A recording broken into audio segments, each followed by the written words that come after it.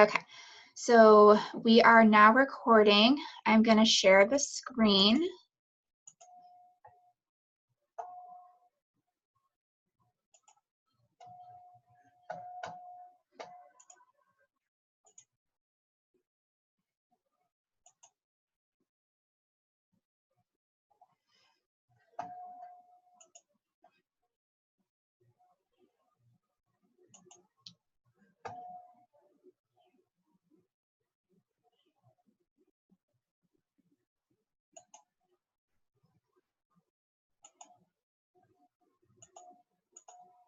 Okay, guys. All right, let's see if I can't make the presentation a little bit bigger.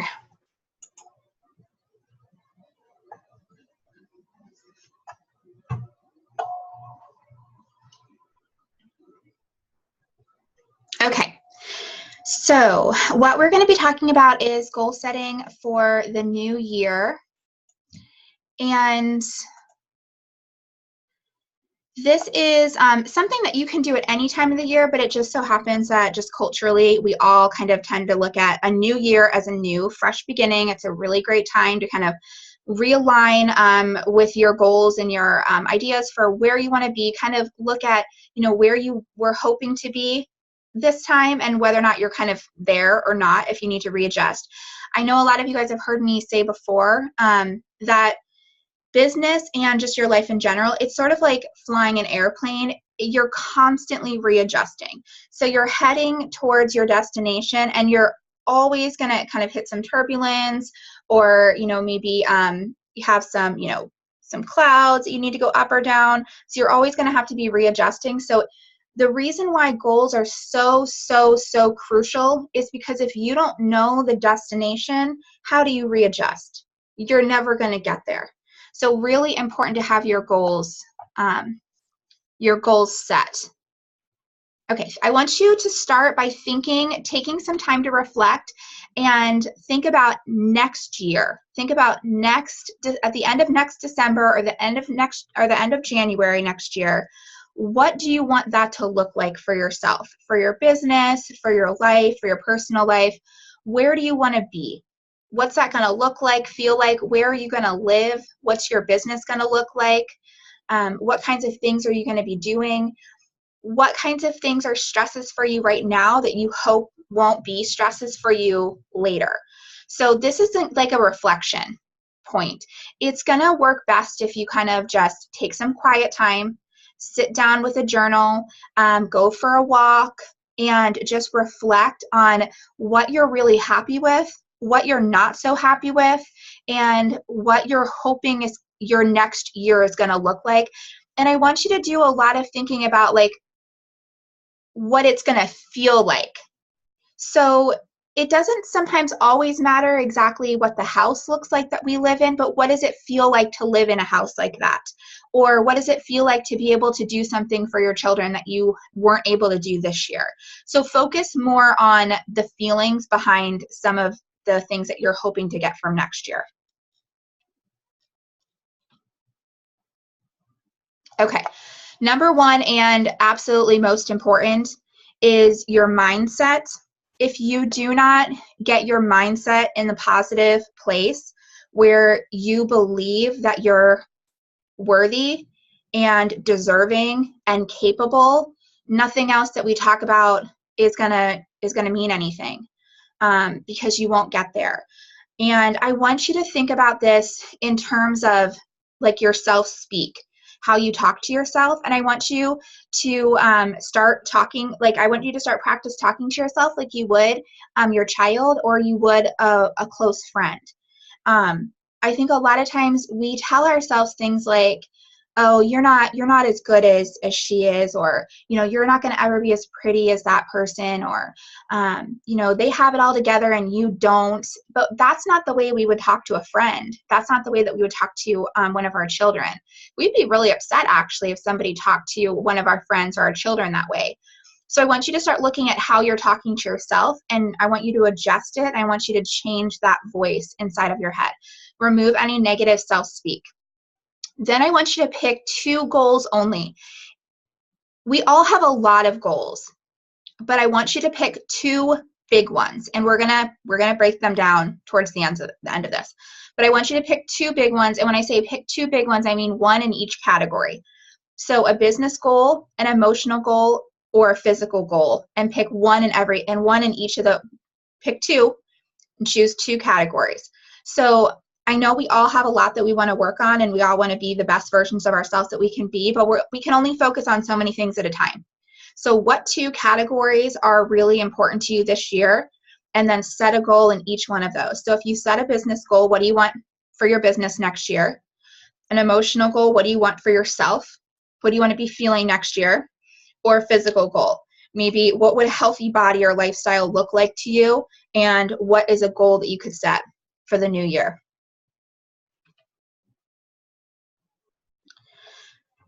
What you need to make sure you do with those goals is get them in writing. Because if your goals are just all living right up here, they're not a goal, that's a dream. The only difference between a dream and a goal is that you've written down a goal and you're holding yourself and other people are holding you accountable for the goal. So if they're all living here, you don't have a goal. I think one of the most powerful things I've ever heard is there's a speaker called Jim Rohn, and he's passed away, but he was very powerful in network marketing and was a really wise leader. And he tells a story about how when he was being mentored, when he was a very young leader, the person said, maybe what I need to see is your list of goals. Pull out your list of goals and let's sit down and talk about them. And he said, well, I don't have a list. And his mentor said, well, did you leave it in the car? You know, is it back at home in your desk? And he's like, I don't have a list anywhere. And his mentor said to him, if you don't have a list of your goals written down, I can guess your bank account within a couple $100. And he guessed correctly. And the reason why that's accurate is because if you don't know, just like with the airplane, if you don't have your destination, if you go on a road trip, but like you don't bring a map with you, you're not getting anywhere. You're not going to get where you're going. So really important that they're written down. It's also really important that you share them with an accountability buddy. Share them with somebody that you feel safe with, and that you feel like will hold you accountable and not become an enabler for you not to do them. We all know that we have people in our lives that become enablers for us not to accomplish our goals. So share them with somebody that will help you and motivate you. You've probably all heard this acronym before, but your goals should be SMART goals. So the S in SMART means specific. So the who, what, where, when, and why. And you want to define the goal as much as possible with no ambiguous language. So not, I want to grow my business in 2018. No, be very specific. I want to have 3,000 group members. I want to have $20,000 in sales. You want to make it very clear, very specific. Who is going to be involved? What do I want to accomplish? Where will it be done? Why am I doing this? So your reasons or purposes, and what constraints or what roadblocks can get in my way. The M is for measurable, from and to, so you need to be able to track and measure the outcome. So my very first experience in social selling was with a different company, and they had provided us these cool little like graphs that showed us what we needed to accomplish every month in order to achieve certain ranks. And this was something that I was working towards. And so every month I would print one out and I would post it right on my fridge, because how many times a day do you go to the fridge? So I posted it right on the fridge and I kept a pen next to it. And every time I accomplished a sales goal or I accomplished a team building goal, which those were the 2 goals on that chart, I would mark it off. And I would see my personal goal was to be able to complete that chart by the 15th of the month, because that way I was allowing, and we'll get to this in just a second, that way I was allowing for the inevitable roadblocks to come up and not set me back like they typically would. If I had all of my month accomplished by the 15th, then if I got sick or my kids got sick or something unexpected happened, I was still okay. And I could prepare for my next month. I could get ahead. And you also need to understand your personality a little bit. it's really important for me to feel like I'm in control, and I have like a good handle on my situation. I have some flexibility. And if I don't feel like I have any flexibility or I don't have any control, I tend to throw my hands up and just walk away. I get very overwhelmed and very frustrated when I start to feel like I've gotten behind. So I like to try to set myself up for success as much as possible. Attainable. So how are you going to attain it? How is the goal reasonable? So if you have been selling $1,000 a month and your goal is for January to sell $20,000, that's not attainable. It is attainable for you to sell $20,000 a month, but it's not attainable for you to go from 1,000 to 20,000. Sorry, guys. Make sure the goal is not out of your reach, but also make sure that it's not below your standard. A lot of times when I'm talking with goals with some of you guys, or with the rep community, a lot of times I just want to I want to give you guys like a big hug and be like, okay, you need to double that. And I don't say that because I want to push anybody for something they don't want. I say it because I think some of you guys, you set your goals too low because the truth is you don't believe you can do it. And you're scared that if you say that your goal is $20,000 a month and you don't hit it, that makes you a failure. But that doesn't make you a failure. You can only fail at something you haven't tried. You can't fail at something that you have tried, because failures at things you have tried are only learning experiences that help you grow and develop. And sometimes you might find that a goal that you set, as you're working towards it, you might find, you know what? I miswrote that goal. I was saying I wanted my goal to be this, but the reason why I wanted to be this is because of what that would feel like or what that would mean in my life, maybe for bills or for your for flexibility with your income or your job situation. And maybe you found a more efficient way or a way that's better for you to accomplish those same feelings with a different goal. And that's okay. That's okay to readjust and to reassess your goals. You just want to make sure you're not using that as an excuse for stopping something because you get scared that you can't do it. The next one is, and this kind of goes right along with this, is it relevant or worthwhile? It can only be relevant and worthwhile to you. So it's important to make sure that you're setting, everybody's goals should be very different. And even when they're the same, the reasons behind them would be very different. The reasons why you might want to sell $5,000 a month might be very, very different than the reasons why I might want to sell $5,000 a month.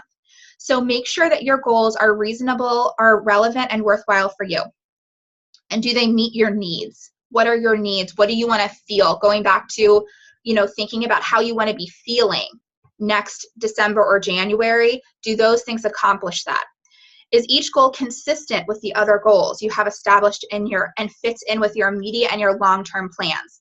So if your two goals for 2018 are to be more present and available with your family and to work on those relationships and to grow your business by 3 times, those two really don't go together. There's always going to be a sacrifice. And you have to look at what you're willing to sacrifice, because there's always going to be something in order to accomplish what you want. You probably are not going to be able to grow your business 3 times over in a year if you're also wanting to take time away from your business to focus more on your personal relationships. Now, yes, you can spend time in your personal relationships and build your business, and you can build your business and work on personal relationships, but I would say that those particular goals would be competing goals. So kind of look at what you're valuing, what you're saying you want, and whether or not you're willing to make sacrifices that will need to be made in order to accomplish that. One example of this that is not about business that might make a little bit more sense is weight loss, because I think most of us would probably say that it's very important to us and we want to lose 20 pounds or 30 pounds or 40 pounds. But the reality is that we do make choices every day that contradict what we're saying is important to us, because there's other things that we're valuing more. We might be valuing, for me, my husband and I are foodies. So we love going to dinner and enjoying adult time and enjoying food. So I'm valuing that more than the goal of wanting to lose weight. So just make sure you're being honest with yourself about what you truly are looking for and whether or not you're willing to make the sacrifices to accomplish the goal. The last one is timely. So it needs to have a time limit on it. So I want to grow my business. I want to grow my business. We haven't said, it's not specific. We can't measure that. And it doesn't have a time. Now, if you say, I want to grow my Facebook group by 1,000 members in the next 3 months, that is measurable. We can measure that because we can say, how many group members do you have now? 3 months from now, that will be X number of group members. And so that's something that you can measure. It's specific, and it has a time deadline. Putting a time deadline is crucial. It's so, so crucial. Okay, let me see if I can get you so that we can see this. Okay, I want you to dare to dream big. I know it can be scary, but try to think bigger.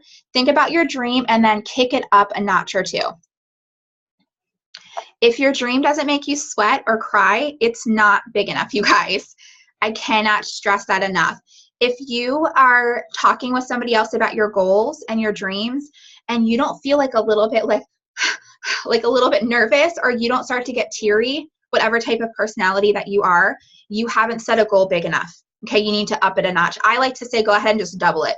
And if you start to go like, oh my gosh, I'm not sure, like you're heading right in the right direction. Okay. This is really important, and I think that this is something that I think the vast majority of people won't ever do, but I really want to encourage you to please do this. You need to be a visionary. You need to be your own visionary. Take the time each morning and each night to envision what it will be like when you realize your goals. So not like, oh, I hope that I do. When you've accomplished it, what's that gonna look like? And run through all 5 of your senses. Like sit back in your, like when you wake up, like sit down, have a cup of coffee, take 5 minutes by yourself in a quiet corner. If you're a mama, head to the bathroom, walk the door, and just think about what it's gonna be like when you accomplish it. Not how much you want to accomplish it, when you accomplish it. What's your life going to look like? How are you going to feel about it? If you're wanting to buy a house, like what street is that house going to be on?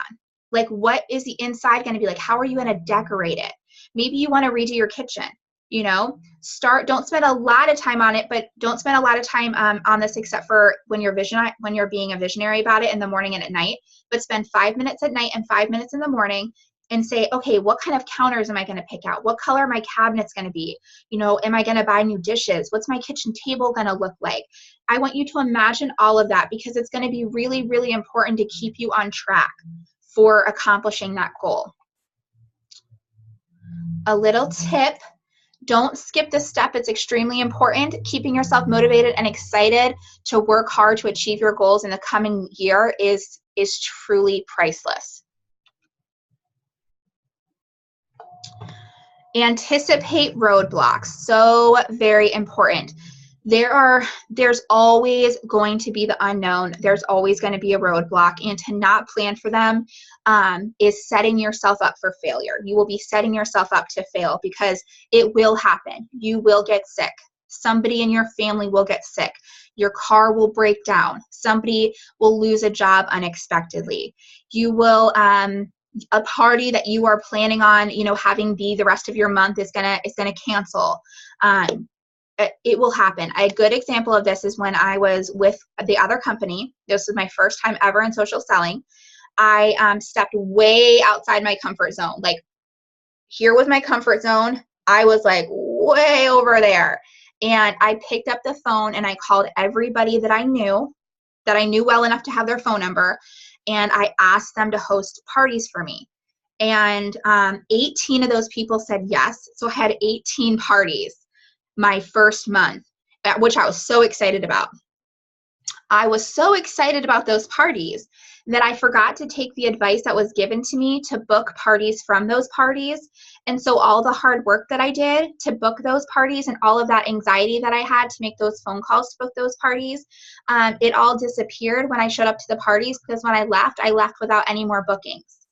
So then my next month, it was like I was starting all over again, except for I'd already used the resources of my warm market. And so then I was very discouraged and I didn't know what to do and very frustrated.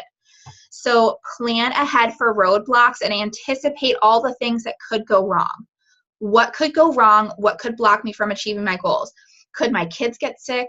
Could my hours get cut at work? Could I possibly need to work more hours? Could my husband maybe not be available for to help me with the kids for the lives? What all could inventory maybe take too long to get to me? What could possibly happen? Because we don't have control over all of those things. So the only thing we do have control over is for planning them. And some of them, yeah, they're not fun. Like, is it fun when inventory takes way longer than we want? No, that's not cool at all. However, we don't have any control over it. So we do want to be planning ahead for things like that to happen. And the second one is, who could block me from achieving my goal? And I think a lot of times when people, when I've asked that to people, they've thought about other people, like a husband, a parent, a child. I really mean you. Sometimes there are other people that maybe don't see our vision for the company, or don't see our vision for our even like don't see our vision for a weight loss journey, don't see our vision for a spiritual journey, don't see our vision for a business journey. Sometimes it's because we haven't been consistent, and so they don't believe that we're actually going to follow through. So they feel like it's kind of a whim. My husband will joke with me, what diet am I on this week? Because I kind of change it every week. And so he tries to be as supportive as he can, but he doesn't sometimes know how to be supportive because I kind of flip-flop with him. So sometimes it's because we haven't been consistent. But when I say who, I really mean ourselves, because a lot of times the only person blocking us from what we want is really ourselves. It's our mindset. It is our processes. It's our inability to plan ahead. It's our lack of self-discipline, which is a really tough one to admit, but a lot of times the root of it. And sometimes it's as women, we tend to way overcomplicate so many things. So often I see on the team page or in a coaching call, I will hear the desire for this huge plan to be drawn up and every detail worked out before we ever get started. And one of the things that my really good friend, Miss Shelby Williams, says to me, and I love this is a doing business. This is not a thinking business. Now, it's important to have a plan, but the only way that anything gets done in this business is to do it. So if you're feeling like you're kind of stuck and you're not moving, look at what actual action steps you're taking, not just what your plan is. And I am very guilty of this because I am type A. So since the time I could write a list, I have had lists all over my house. And unfortunately, oftentimes those lists were filled with things that never were accomplished or realized, because by the time I'd written the list, I was so exhausted and overwhelmed, I never even got to actually implement. So make sure you're implementing. Okay, so that was sort of all of like the mental sort of like mindset, like part of it. This is an example of the math part of it from a business perspective. This is how I've always looked at my business and broken down my goals, and I think it's very helpful. I think it's necessary to break things down. If you don't break things down, I don't think that they feel accomplishable. So the cool thing about this type of business is that especially clothing retail sales, you can literally write your own paycheck, which is pretty awesome. And there's a lot of women in this company writing their own paycheck. And the cool thing about this company in particular is that the only way that any of us get paid money is by selling clothing. So there's nothing that I'm doing that you guys can't do, because all I'm doing is selling clothing. So here's how you get to write your own paycheck. I want you to decide how much you want to make next year. So let's say that you guys, a couple years ago, I had just had my 5th baby, and I was feeling super, super overwhelmed. Like, my 5th one was like, whew, it was like, my husband and I were like, it feels like there's a million children all of a sudden. It totally did. And honestly, I just needed a break. And I told my husband, I said, I need to go back to work. And he was like, we can't afford for you to go back to work. You're not gonna make as much as a babysitter could make. And I'm like, I know, but like, I need to go back to work. And so I interviewed for jobs, and I was worth about $40,000 a year at that point. And I had to leave my house, and I had to hire a babysitter for that. So for me, $50,000 a year sounds pretty awesome, because I don't have to leave my house, and I don't have to hire a babysitter, and I get to be kind of in charge of my own schedule. So if you would like to make $50,000 next year, this is how you can do that. You're going to take $50,000 and you're going to divide it by 40 weeks. The reason why you're dividing it by 40 weeks is because you're planning ahead for your roadblocks. You're planning for you being sick. You're planning for a child being sick, a husband being sick, a mom being sick. You're planning for an inventory delay. You're planning for an unforeseen, what about our ladies that have had hurricane disasters, natural disasters, fires. You're planning for all of that in there. You're allowing it a 12-week grace period for yourself for life to happen, because we all know life's going to happen. So you're going to divide 50,000 by 40. That's $1,250 a week. So that's what you need to make. And then you're going to divide that by the average profit. Now, it's important to divide it by the average profit, because we're talking about how much money you want to make, not how much you want to sell in retail. And I see that getting confused a lot. A lot of times I'll see on the team page, or I'll be talking to one of you guys in a coaching call, and I'll say, how much do you need to make for this to be worth it for you? Because this is a lot of work, you guys.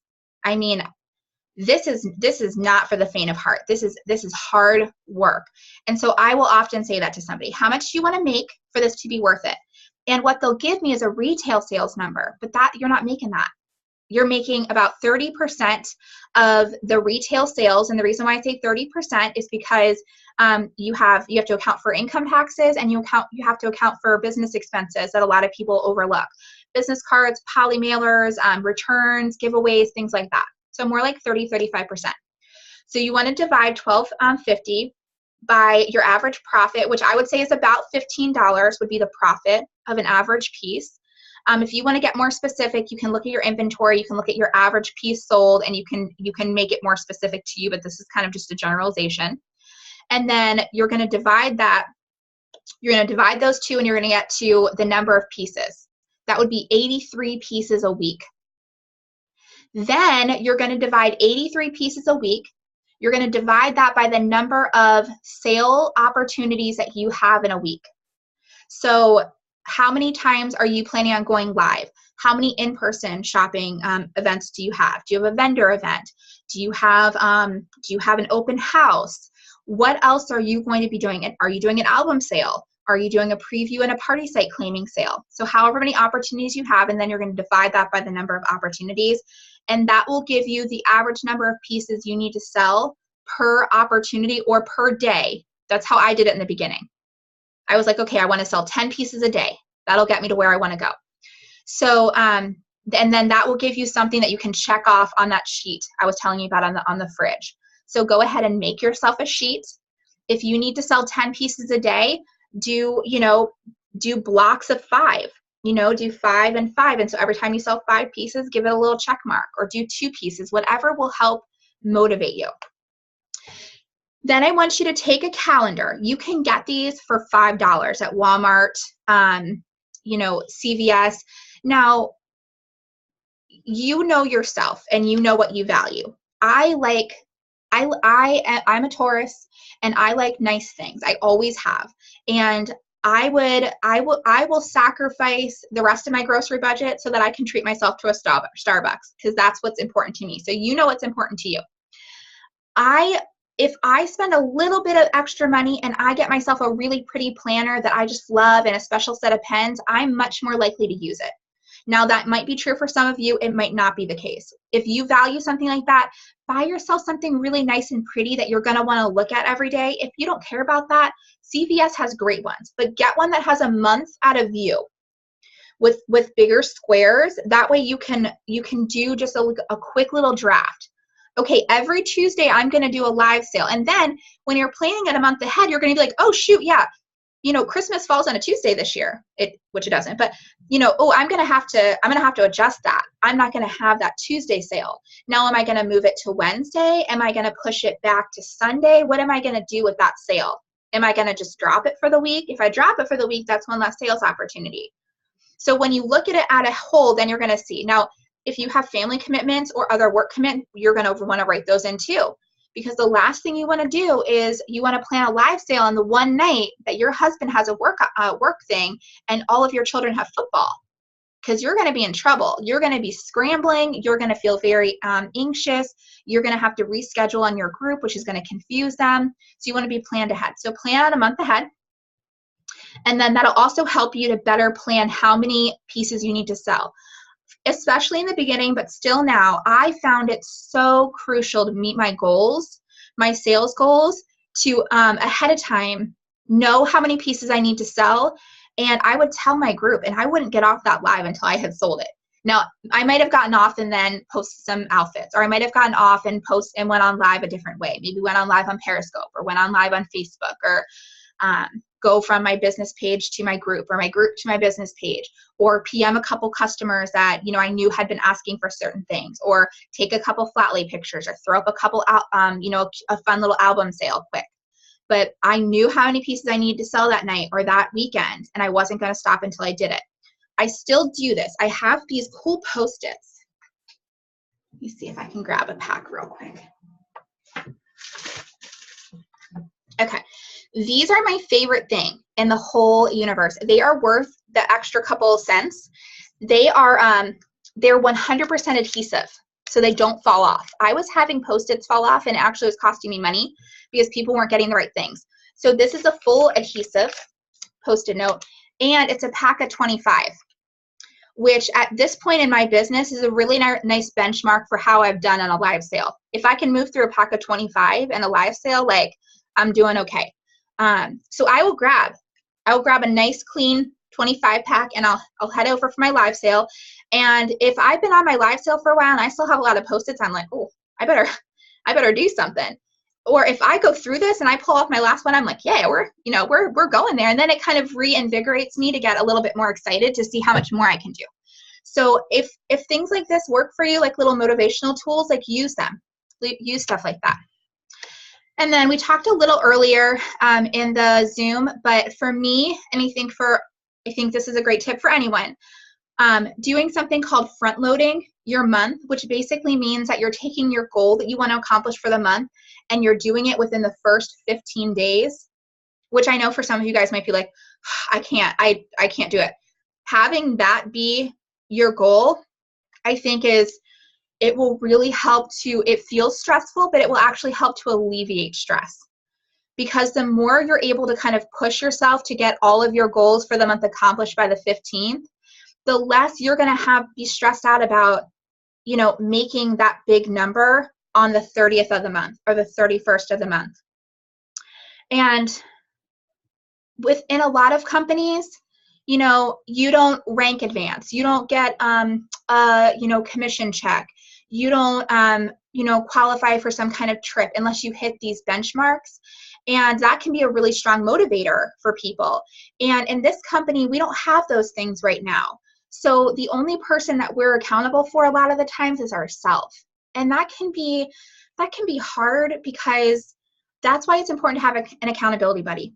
Because if you're the only person that you have to answer to, I know for myself, when I'm the only person I have to answer to when it comes to dieting, it's a lot easier to just pull that car through the Chick-fil-A drive-thru and say, I'll just worry about it tomorrow. So that's why I try to worry about it all in that very beginning part of the month. That way it's done and out of the way. And you know what? You might find you need to take a week off. We've all gotten burnt out. And the best advice that I can give you is to learn to take a break, not to quit. There have been many times in my life, and my biggest regrets in my life are times when what I needed was a break, but what I took was I quit. And I think a lot of us have experienced that or done that before. And I think that the more type A you are, the more perfectionistic you are, the easier it is to do that. Because, and I've seen my own children do this, if I can't do it perfectly, I'm not going to do it at all. And there is no such thing as perfection, and you will never get to the level you want to get to if you don't practice, because nobody did it perfectly from day one. Even if it looks like they did, they didn't. You don't want to compare your chapter 1 to someone else's chapter 20. Our Jill is a great example of this. Jill has worked her little tushy off for 5 years at a different network marketing company, building her network, building her social media skills, building her sales skills. And so when she started with this company, it might have looked like she had instant success. Well, instant success was 5 years of hard work, just pounding the pavement, tons of sacrifice. So sometimes if something looks really easy from the outside, you might just not have seen the hard work. Another thing that I know, I've talked to you guys before, so a lot of you may have heard me say this before, but this is the business. It's a mountain. It's really anything, honestly, in your life, but this is the business. It's a mountain. And like some people's mountains are like this. Some people's mountains are like this. Some people's mountains are like this. Some people's mountains are like this. But everyone's got a mountain. And the way this business works is off momentum. It's the way anything works. It's off momentum. And your business is a snowball right at the bottom. Everyone starts at the bottom. Their mountain might be like this, but they start at the bottom of the mountain. Everyone starts at the bottom. You have to push your snowball all the way to the top before you see what looks to you like what some of us have it easy. The easy part's on this side, because once you get it to the top, all the hard work you did, you built so much momentum pushing that snowball up the mountain, and you built such a big business pushing it up because it gathered snow the whole way up. You're gathering customers, you're gathering clients, you're gathering team members, you're gathering knowledge, you're gathering ideas, you're gathering strategies, you're gathering all kinds of stuff. You're gathering support, you're gathering confidence, all of this stuff is so important. Once you get it to the top, it will go down the mountain by itself, no matter what you do. Now, if you want it to go on the path that you want it to go on, you still have to hold that snowball. You still have to guide the snowball down. You can't just put your hands up, because then it's going to go wherever it chooses to go, and it might not be quite the way you wanted it to go down the mountain. So you still have to guide it. You still can't not do anything.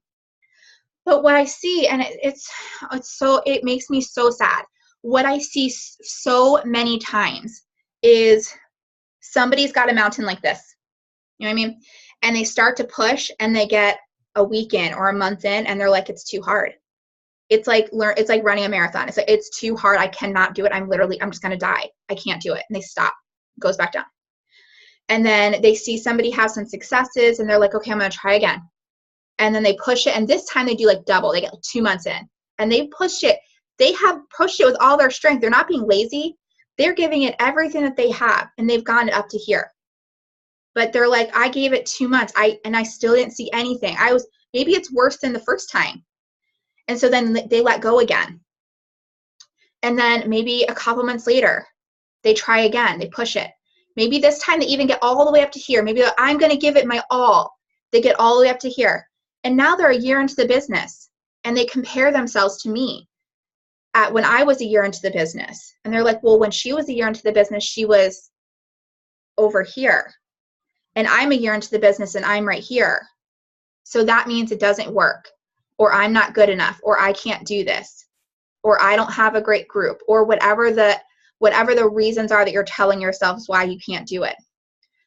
But the only difference is our mountains look different, because everybody's mountain looks different. And one of us didn't stop until we got to the top, and the other one did. And it's so much harder if you stop halfway. It doesn't matter. It doesn't matter how steep or how long your mountain is. If you stop before you get to that top, that's why we do the 90-day restart. That's why I push that so hard, because for the most part, in most of my experience with this company, if you put your head down and you push that snowball as hard as you possibly can, and you don't take no for an answer for 90 straight days, you're going to be at the top, girl. It might not look exactly like everyone's top. It might be, your mountain might be different, but you're going to be at the top of your own mountain. You really are. So I want you to kind of think about it. If you're like, I've been doing this for so long, it's so hard, it's not working, I want you to just kind of think about what your mountain looks like. I hope that makes sense to everybody.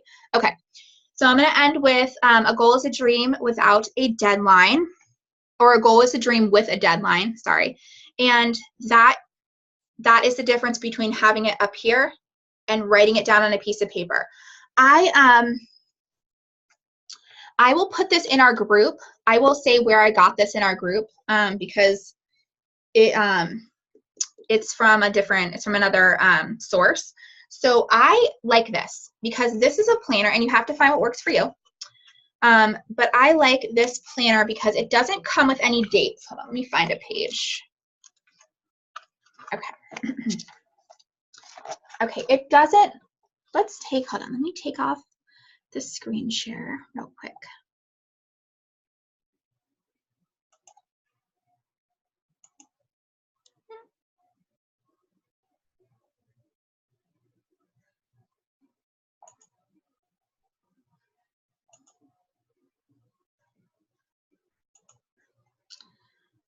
All right.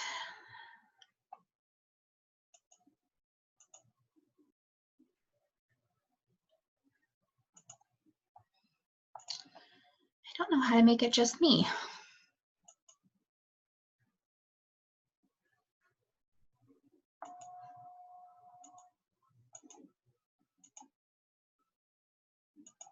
Okay, there we go. All right. So, okay, here is what it looks like, and it might be backwards for you guys, so I apologize, but this is one day. And it has, on the one side, it has a spot for accountability. So like wake up time, exercise time, food choices, things to delegate, journaling, errands that you might need to do. There's a quote on every page. And then the other side is, and I feel this is very, very important, your 6 most important things to do for the day, and you should be doing those the night before. So you know how sometimes you get in bed and you're like, oh my gosh, I've got so much to do, and you start to get very overwhelmed, and like you start making this list in your head, and then guess what, the next day you wake up and you've forgotten half of it, and then you're right in the middle of doing something, and then you get distracted because you remembered what you did. This will help with that. Even if you don't use this planner, you can always do this on your own. So write the 6 most important things to do for the day, and then make a list of anybody you might need to call or text. Maybe you need to call the insurance company. Maybe you need to call and reschedule a payment for your car, whatever you have to do. And then write or email, list of what you need to write or email, and then things that you need to do in the evening to best prepare for your day.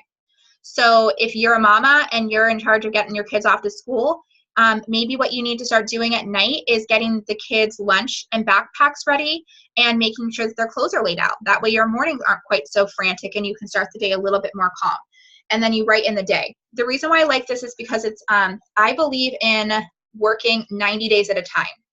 One, I think it helps with people's attention spans. Most of us don't have an attention span for much longer than that. Also, it is scientifically proven that the first 30 days, you're building a new habit. The next 60 days, you're kind of solidifying that habit. And the rest of the 90 days, that third chunk of 90 days, you're going to be making it, now you're going to be making it part of your everyday routine and really, really putting that. If you were to do something every single day for 90 days, I promise you, day 91, you're going to wake up, do it all like that. And it's going to be so much easier. I mean, just try 10 sit-ups. Do 10 sit-ups every morning for 90 days. Day 91, I mean, it's going to be 2 seconds. You won't even break a sweat, and you'll do it without ever even having to think about it. Okay, I hope that was super helpful for you guys. I am going to stop recording so that we can talk more personally and I can answer some questions. So just hang tight with me 1 second.